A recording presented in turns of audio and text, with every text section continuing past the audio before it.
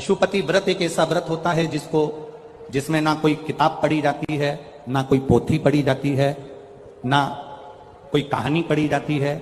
केवल 5 व्रत पशुपतिनाथ के होते हैं।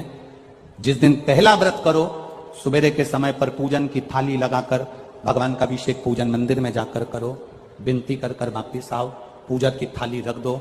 उसी थाली को शाम को जब लेकर जाओ, मीठे का घर में बना हुआ मीठे का प्रसाद, जो भी मिठाई आप बना लें वो ले जाओ। 6 दिए थाली में रखकर लेकर जाओ। मंदिर में 6 दिए नीचे जमीन पर रख लो। प्रसाद के 3 हिस्से कर दो, भगवान की पूजन कर दो। पूजन कर कर 5 दिए प्रज्वलित कर दो मंदिर के अंदर। जब 5 दिए मंदिर के अंदर प्रज्वलित हो जाएं, प्रसाद के 3 हिस्से हो जाएं, एक बिना जला हुआ दिया जो जमीन पर रखा था 6ठे नंबर का, उठाकर वापिस थाली में रख लो, जो जला नहीं। प्रसाद के 1 हिस्से को थाली में रख लो, 2 हिस्से मंदिर में रहने दो।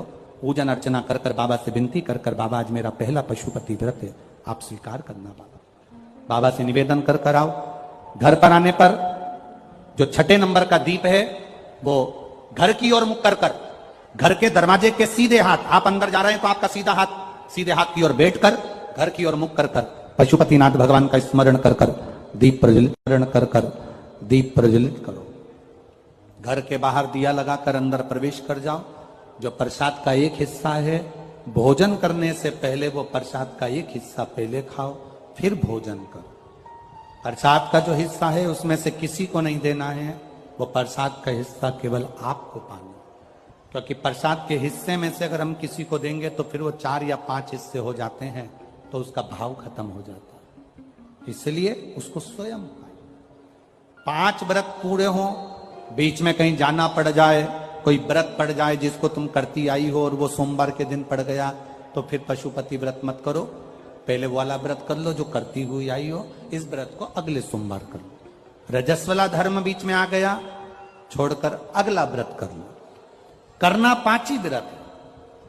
5वां व्रत वापिस आए, भगवान की जैसी आराधना रोज करी हर सोमवार वैसी करो। एक श्रीफल लेकर जाओ, कुछ भेंट लेकर जाओ, बाबा के चरणों में समर्पित करो। 108 चावल का दाना या पत्ती या फूल की पत्ती या बेलपत्र आदि जो भी तुम बाबा को समर्पित करना चाहते हो वो चढ़ा दो। विनती करो, बाबा आज मेरा 5वां व्रत हो रहा है। नियम से, दिल से बाबा के लिए अगर तुमने व्रत करा है, 5 व्रत अगर पूरे होंगे, मेरा देव अधिदेव महादेव आपकी मनोकामना 5 के अंदर ही पूरी कर देगा।